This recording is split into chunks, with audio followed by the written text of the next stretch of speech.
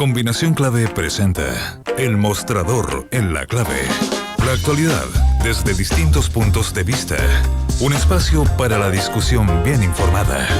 El Mostrador en la Clave. Con el equipo de El Mostrador.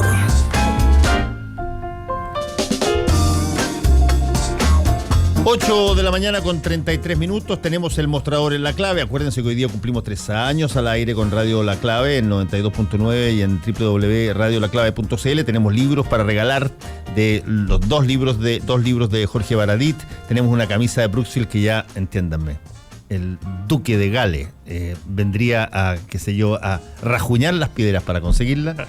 Una noche de ensueño en el Hotel Sheraton. Lo que se hace en el Hotel Sheraton queda en el Hotel Sheraton, así que nadie le va a poner micrófonos ni ninguna de ese tipo de cosas detestables que pasan en otras áreas de la economía. Así es que todo eso con el hashtag aniversario clave, ya lo sabe. Estamos con Federico Jonón y con Mirko Macari. Una breve pasadita para algo que todavía no sabemos cuál va a ser el contenido, pero que más o menos uno puede intuir respecto a el último mensaje de la presidenta Michelle Bachelet en el Congreso Pleno.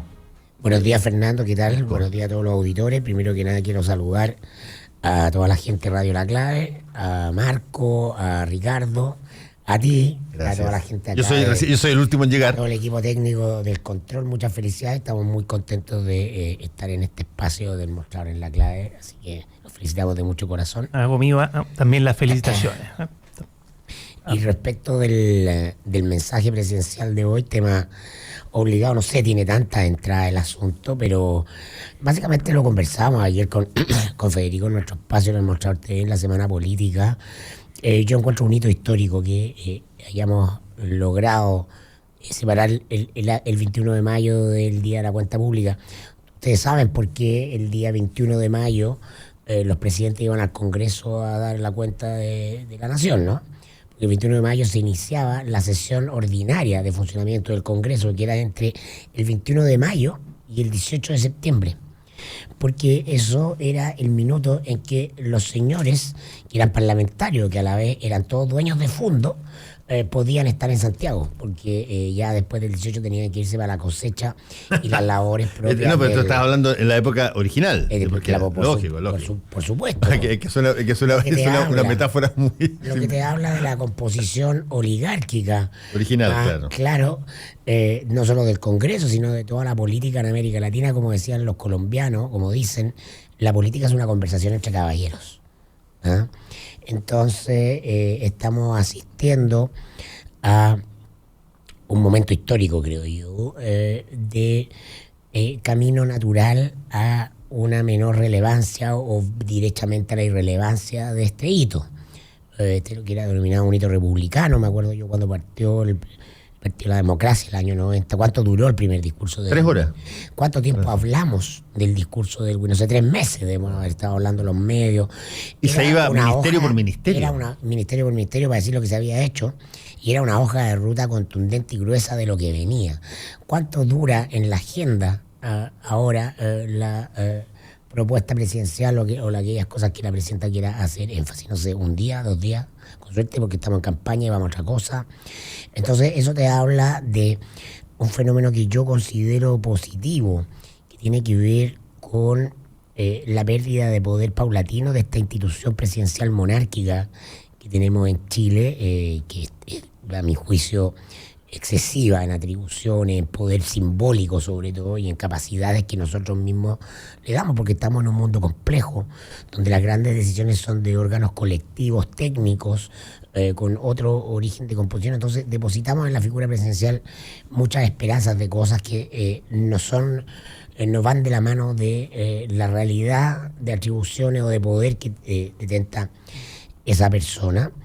Y esto sobre todo se viene verificando desde el primer gobierno de Bachelet, sobre todo con Piñera, ¿no? Esta relación de la ciudadanía con un cambio de piel respecto a cómo se trata a la autoridad y particularmente al presidente. Y estamos en ese proceso, y este es un hito más para mí de ese proceso de pérdida de poder de nuestra monarquía presidencial. ¿Tú crees, Federico, por ejemplo, que hoy día, además de las cosas que se han hecho, un par de proyectos o cosas que se van a instalar para que se inicien antes de que termine el gobierno, ¿se pueda también esperar una suerte de autocrítica de las cosas que no salieron bien o las cosas que fallaron y que se habían pensado de una manera y que terminaron o no resultando o fueron de otra? Difícil, ¿no? Difícil que la presidenta aproveche esta última cuenta para hacer un acto de catarsis de esa forma.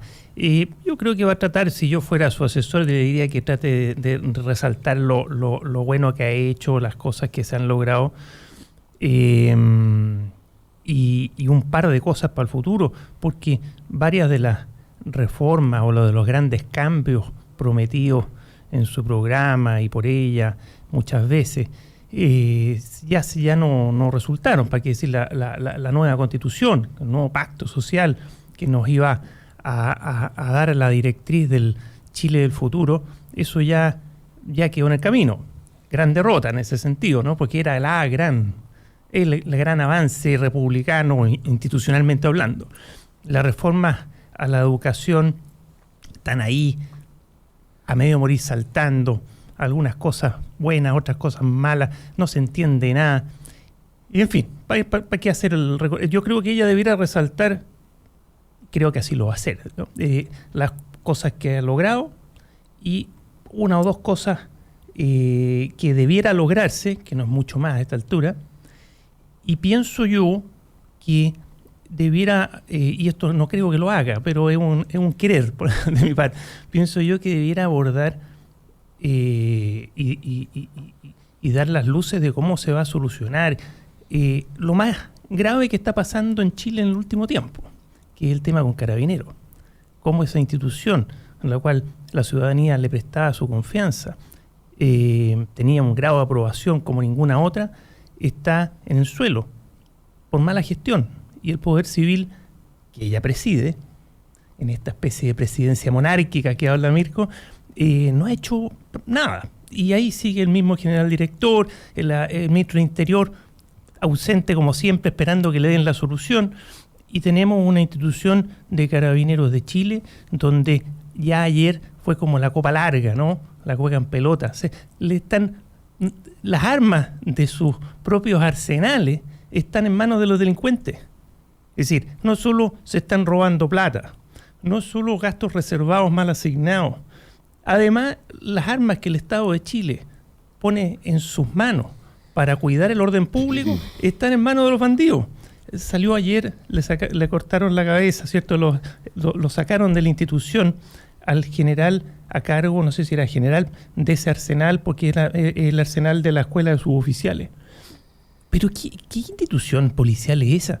Y no hay intervención, debe intervenirse Carabineros de Chile.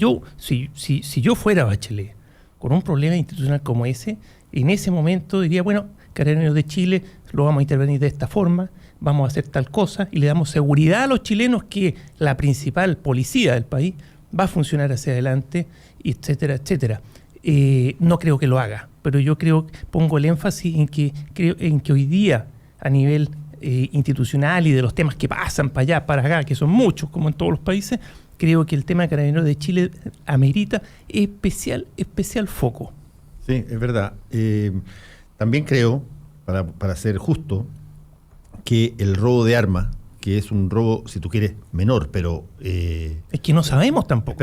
No sabemos, tienes razón, puede ser. Tienes toda la razón. En eso porque investigan mis propios Carabineros. Voy a hacerlo de otra manera. La adición del robo de armas al forado de intendencia con el fraude al fisco hace de que el robo de armas se vea, pero ya... Es un combo. Claro, es un combo. Se vea como una cosa... puede ser de que esto sea acotado básicamente a lo que se dijo y que sea un rapiñeo ratero, qué sé yo, excepcional.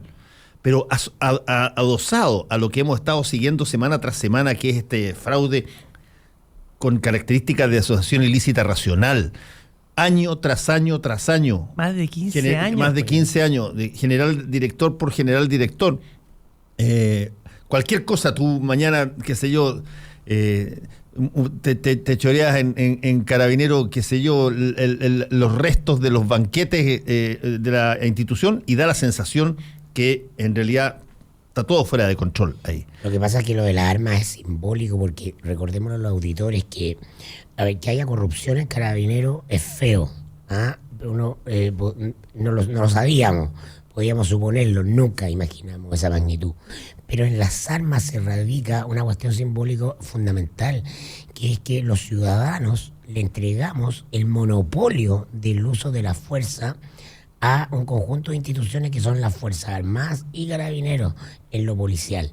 Y ellas tienen la exclusividad porque hemos decidido desterrar la violencia de la convivencia social. Entonces, el uso de la fuerza está prohibido, salvo para estas instituciones. Entonces, es una excepción que Carabineros y las Fuerzas Armadas tengan la fuerza. Y por eso se otorga esa fuerza o ese poder bajo un conjunto de reglas muy objetivadas, muy estrictas. A diferencia de otros países desarrollados, incluso como Estados Unidos, donde la gente tiene el derecho a tener y portar armas. Yo que no vamos a hacer el Far West. Exactamente. Los chilenos no pueden tener armas salvo excepciones muy calificadas y bien inscritas y registradas.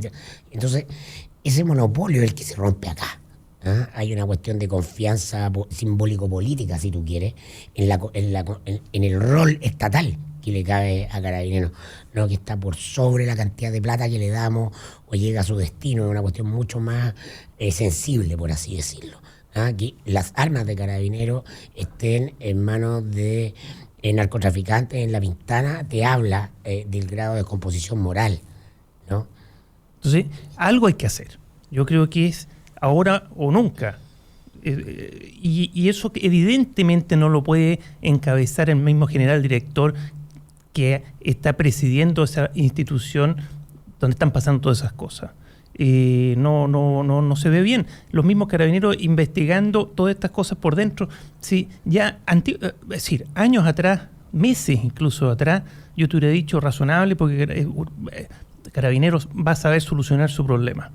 Tiene inteligencia contra inteligencia va a lograr arreglar ese problema. Pero hoy día, ¿quién puede pensar seriamente eso? Cuando el general director actual fue director de inteligencia de Carabineros por años.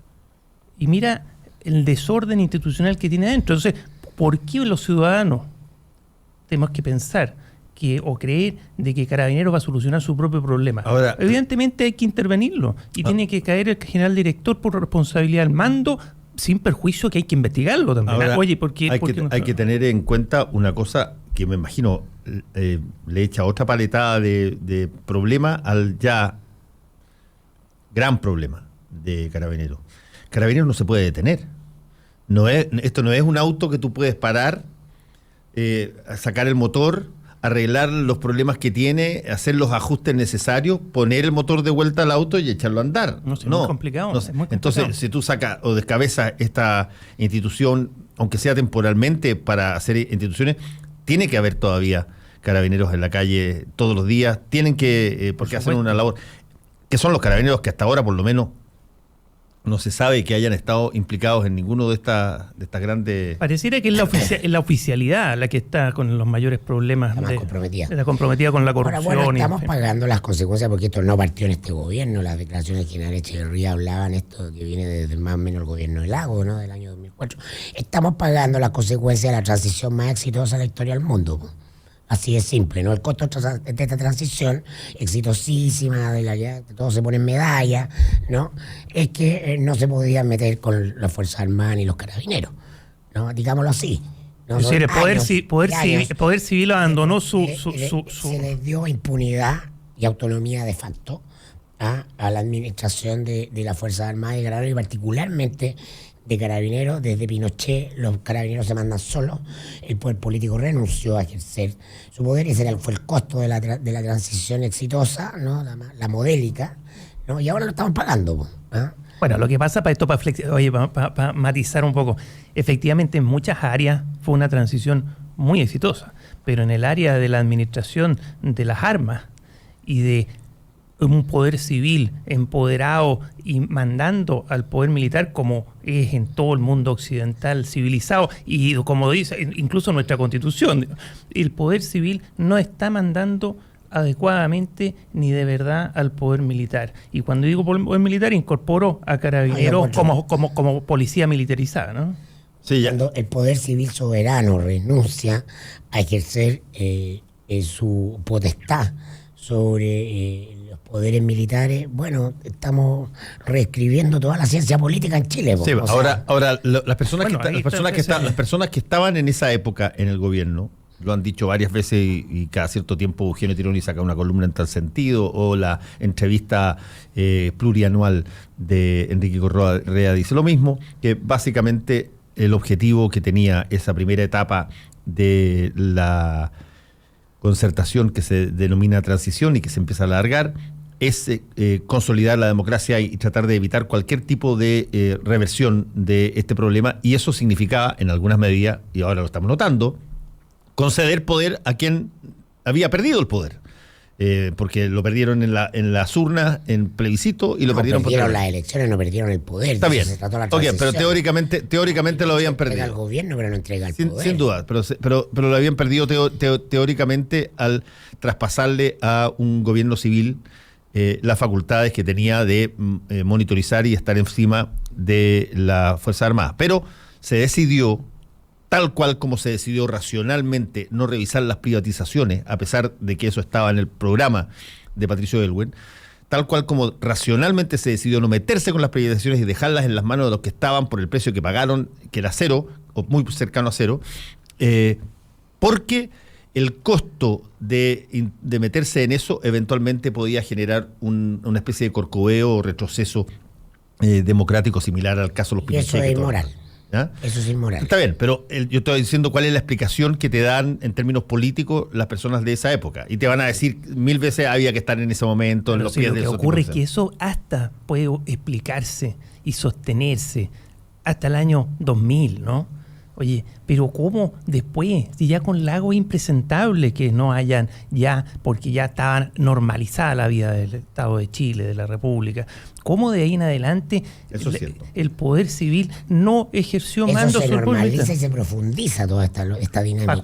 Se agrava. Se agrava, se profundiza. Se agrava porque además se les pasa cada vez más dinero a las Fuerzas Armadas para comprar más cosas sin control, y a Carabineros lo mismo. Se paga la paz. Se mira para el lado y se paga la paz. Entonces hoy día yo creo que el gran gesto republicano, sobre todo de Michelle Bachelet, debiera ser darle un mensaje al país que va a intervenir Carabineros y normalizar, y para que el Estado, ese pueblo de Chile, vuelva a tener la confianza que le tenía.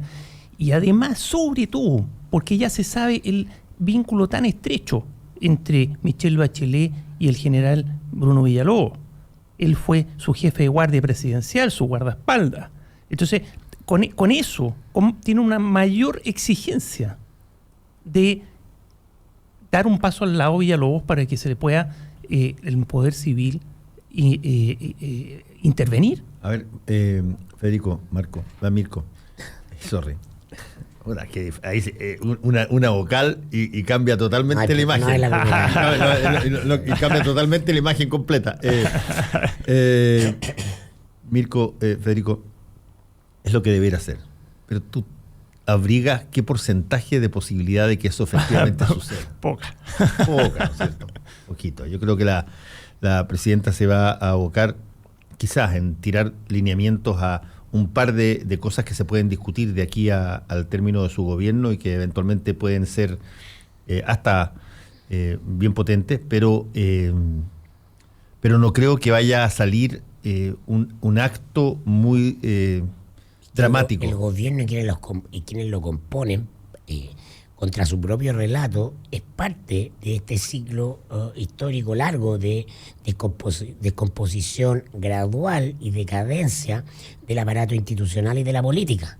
Entonces, mal pueden los que están imbuidos de esas mismas lógicas, que vienen de esa misma historia. El ministro Fernández fue ministro de Defensa de Lago. Y no hizo nada. Viene de ese riñón, entonces ¿de qué estamos hablando, no? Oye, no hizo nada ministro de Defensa y ahora no ha hecho nada dentro del Interior, entonces... Son parte del problema, el gobierno y todos sus cuadros son parte del problema, ¿no? Están atados a esta historia, a esta dinámica, a esta lógica y no tienen capacidad y voluntad política para ejecutar nada. O sea, el gobierno se va a hundir como con Carabineros, se va a hundir con el problema de las pensiones, se va a hundir con todos los déficits que venimos arrastrando de décadas del sistema institucional chileno, porque el discurso construido era el de un país modelo, exitoso, el país donde las instituciones funcionan, ¿no? No estamos en América Latina, no tenemos nada que ver con esta cota tropical subdesarrollada, ¿no? Del resto, ahí los peruanos, los ecuatorianos, te tapemos la nariz, ¿no? Atroz. Adiós Latinoamérica, como alguna vez vez tituló el Mercurio en la época de la dictadura, ¿te acuerdas tú? No me acuerdo. No, 8 columnas. Sí. 8 columnas, cuando... Benítez debe haber sido eso. No, yo creo que Benítez estaba todavía en pañales.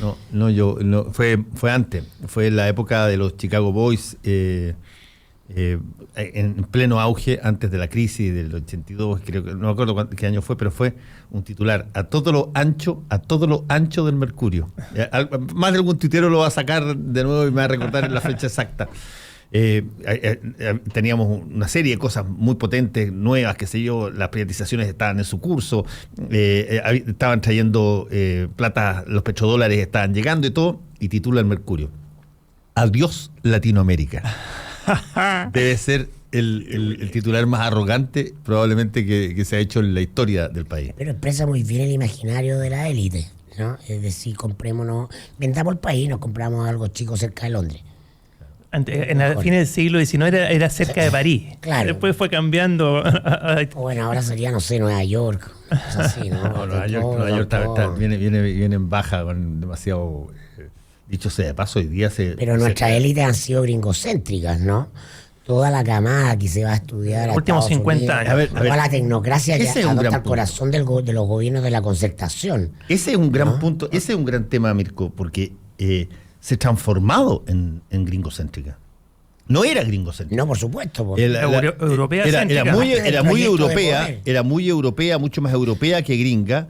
Y a partir de, la Alianza para el Progreso, en la época de Kennedy, y que empieza a impulsar, a forzar los gobiernos latinoamericanos que se empiezan a llenar de a poquitito, uno tras otro, de dictadura, a forzar una suerte de alianza a través de todos los pactos que se hacen, pasa a ser el patio trasero y empieza a... Muchos pactos entre universidades. Exacto, empiezan los pactos en las universidades, los pactos entre las Fuerzas Armadas. Sí, el que tú te vayas a la Escuela de las Américas, el que te vaya a las Escuelas de América, las operaciones unitas, todo ese tipo de cosas, y empieza a norteamericanizarse, a estadounidenizarse la relación. Y hoy día, claro, miramos mucho más a Estados Unidos que cualquier otro país de Europa. En exceso, diría yo, ¿no? Y eso se consolida en los gobiernos de la concertación con la incorporación de los cuadros tecnocráticos, que el requisito era tu PhD, tu MBA en universidad gringa, si no entrabas a conversar, ¿no? El epítome de eso, los patonarias, cuando las clases medias bajas, meritocráticas, empiezan a escribir mitad en inglés, mitad en castellano. Ya, tú cachai, y ese es el referente. Eres un chacal. Y ese es el referente del análisis político. Oye, está bueno. Oye, y Frente Amplio en esto, como para que vayamos tocando, hace un giro, porque hoy día la élite tecnocrática del Frente Amplio se educa fundamentalmente en Londres. Nosotros hicimos un tiempo... España y Londres. Y eso hay un cambio, hay un matiz que no es menor desde el punto de vista de las sensibilidades, ¿no?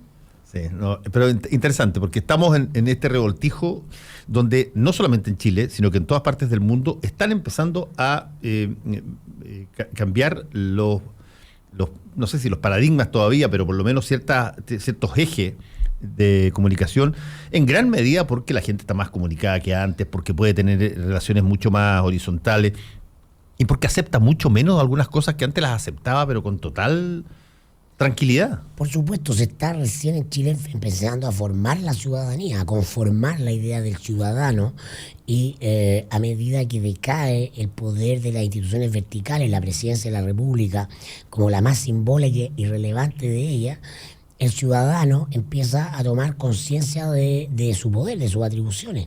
Empieza a exigir cosas, ¿no? Mucho más allá de su rol de consumidor, ¿no? Que fue el primero que detectó, pero ahora como ciudadano alza su voz, y las redes sociales, la revolución de las TIC, las tecnologías de la información, lo posibilitan. Entonces estamos frente a un fenómeno global que en Chile nos golpea particularmente en la esfera simbólica, porque fuimos siempre muy demasiado herederos de la tradición del fundo, de las castas y de centenarias o milenarias instituciones de carácter vertical, como la Iglesia Católica, los colegios de élite. Todas estas cosas hoy día están en cuestión, su poder simbólico en la sociedad está en cuestión, y hoy día lo más interesante para mí es mirar el discurso presidencial bajo esa óptica de cómo nos organizábamos para ver hace 20 o 15 años el discurso presidencial. Era un hito imperdible, el de la comunicación, de todos los que nos interesaba la política, y hoy día es una cuestión irrelevante. No sé si irrelevante la palabra, pero por lo menos... O sea, que haga noticia un día no significa que tenga relevancia política, sí. Que vaya a salir algo que marca, ¿no? Que vaya a ser decisivo. A eso me refiero con irrelevante. Yo diría que en general el concepto, el discurso político se ha hecho irrelevante. Entre otras cosas porque no tienes muy buenos oradores políticos tampoco. Las ideas no se presentan de una manera que te generen a ti involucramiento emocional. Porque no hay líderes. Porque el presidente es un cargo formal, no es un liderazgo. El presidente ya no es un líder de nada, hace tiempo que eso no viene ocurriendo. El último presidente en forma de este viejo Estado chileno es Ricardo Lagos. Más allá de la opinión política que tengamos de él, él encarna esa idea de la majestad del Estado. Esa majestad de la presidencia se perdió después. Lenta y sostenidamente, pero se perdió. ¿Irrecuperable? Se viene, pero afortunadamente irrecuperable, creo yo, porque tenemos que repensar, y por eso que es tan importante lo que decía Federico respecto a la Constitución como una prioridad número uno, ¿no? Repensar la forma en que organizamos el poder, eso es la Constitución, en la sociedad, ¿no? Y hoy día las nuevas condiciones culturales necesariamente implican repensarnos desde una horizontalidad, desde la comunicación como parte esencial de todas las cosas, desde la diversidad. Qué miedo debe provocar eso. Claro, ¿Qué miedo debe provocar lo que tú estás diciendo? Los cambios provocan incertidumbre. Y uno entiende por qué hay tanta gente que intenta parar estas cosas que se vienen encima y que inevitablemente se vienen, porque si fueran chilenas exclusivamente probablemente se paran. Pero la ola es mundial. Pero qué miedo debe provocar que la gente que funciona dentro de la lógica del statu quo y que ha hecho toda su vida en torno a cosas súper conocidas, súper detalladas, súper a la mano, de pronto siente que se le empiezan a escapar y que tienen que dar cuenta por cosas que nunca antes daban cuenta. Pero nuestra pega es cambiar ese miedo por esperanza, porque es muy importante la emoción sobre la que nos plantamos frente a un mundo que inevitablemente está cambiando. Pero al mismo tiempo hay que rescatar el rol de las fuerzas retardatarias, por decirlo, por las fuerzas conservadoras presentes en Chile y en el mundo, porque son roles que permiten que las otras fuerzas, que las otras energías, en definitiva haya un parto de un producto mejor. En la medida en que sean conservadoras y no reaccionarias como en Chile. Ya, nos tenemos que ir. Muchas gracias a Mirko Macari y a Federico Llanón. Que les vaya bien. Gracias. Chao. Buen día. Actualidad con ojo crítico, información desde distintos puntos de vista y discusión bien informada. Fue El Mostrador en la Clave, con el equipo de El Mostrador y Combinación Clave. Siempre es momento para una buena conversación y para conocer historias